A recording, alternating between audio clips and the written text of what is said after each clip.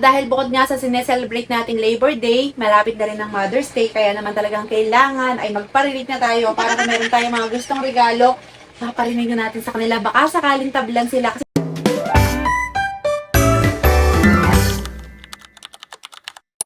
Labor Day bukas at walang pasok ang mga working mom, pero kahit holiday bukas, for sure, yung mga gawaing bahay, hindi pa rin talaga yan natatapos. Agree ka ba o agree? Diba? Alam mo, yung trabahong nanay yata ang walang katapusan. As in talagang pagkatapos mo ng labahin, tiklupin, luto, linis ng bahay, alaga ng mga anak, diba? Napaka walang katapusan. Pero, iyon yung pinaka fulfilling na trabaho para sa ating mga nanay, di ba? Tayo ngayon tinuguri ang dakilang ina kasi lahat yata ay kaya nating gawin. Mga superwoman kaya tayo. Dahil bukod nga sa sineselebrate nating Labor Day, malapit na rin ang Mother's Day, kaya naman talagang kailangan ay magparinig na tayo para kung meron tayong mga gustong regalo, maparinig na natin sa kanila. Baka sakaling tablan sila kasi naman, di ba? Hindi naman biro talaga ang sakripisyo ng mga nanay, lalo na yung mga nagtatrabaho, di ba? Binabalance lang talaga namin yung mga oras namin, kung paano namin hahatiin yung pagbibuild ng dreams namin kasabay ng pagpapalaki ng mga anak at mga gawaing bahay. Aba, hindi biro yun ha. Imaginein mo, 9 to 5 na trabaho, tapos pagdating mo, magtatrabaho ka pa ulit kasi may mga side hustle ka. Pagkatapos nun, may mga gawaing bahay pang nakapila, di ba? Never ending talagang trabaho. Kaya dapat yata, pagka Labor Day, pinagdiriwang din natin ng mga kababaihan na nagtatrabaho ng walang sawa para sa pamilya nila. Kasi yung mga nanay talaga, grabe magmahal yan sa pamilya. Gagawin ang lahat para lang maibigay lahat ng mga pangangailangan ng kanilang mga anak, ng kanilang pamilya.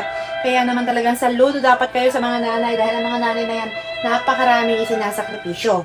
Hindi lang yung mga working moms ha, kahit yung mga stay-at-home moms, kailangan binibigyan talaga natin sila ng recognition, ng pagmamahal. Kasi kahit mga stay-at-home mom yan, marami yung mga sinakripisyo. Kasi kadalasan naman sa mga stay-at-home moms na yan, mga hindi lang makapagtrabaho kasi kailangan nilang mag-full-time ng pag-aalaga sa mga anak nila at sa pamilya nila. Pero hindi ibig sabihin nun is less valuable na sila dahil kahit nasa bahay lang sila, malaking parte sila sa paghubog ng isang pamilya.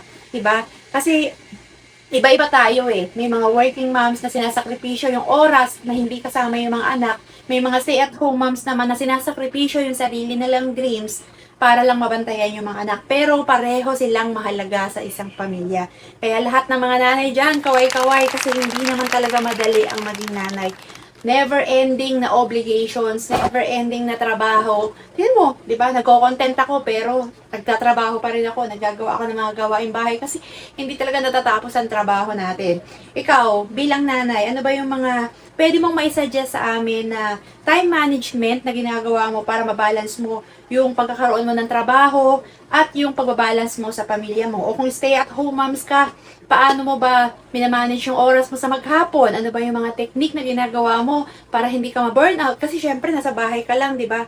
May tendency talaga na ma-depress ka kasi sa bahay ka lang, wala ka masyadong social life, wala ka masyadong nakakausap, focus ka lang talaga sa bahay. Ano ba yung mga ginagawa mong daily routine na para naman mas maging productive at healthy pa rin ang buhay nanay mo? Diba? Sa mga nanay dyan, mag-share naman kayo ng mga thoughts ninyo at baka mamaya meron tayong matutunan na 1 or 2 thing para naman makatulong tayo sa mga nanay dyan na ating mga viewers. O diba? Ang dami ko ng kwento sa inyo. Kaya sa darating na Labor Day at Mother's Day, dapat paghandaan natin yung pagpaparinig sa kanila dahil baka mamaya tabla na sila. Para sa darating na Mother's Day, lahat tayo happy. Bye!